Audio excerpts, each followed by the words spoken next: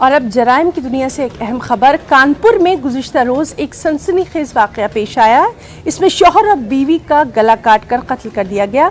हालांकि पुलिस ने 24 घंटे के अंदर इस मामले का इंकिशाफ कर लिया।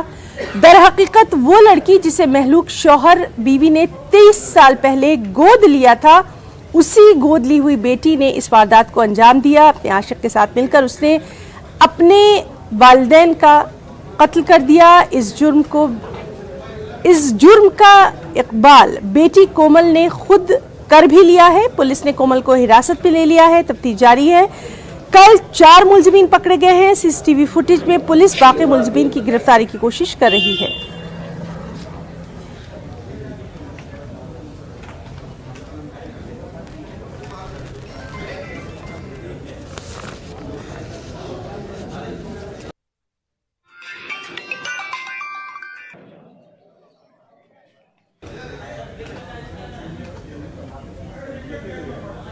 दिल्ली के सीएम अरविंद केजरीवाल ने एक बड़ा ऐलान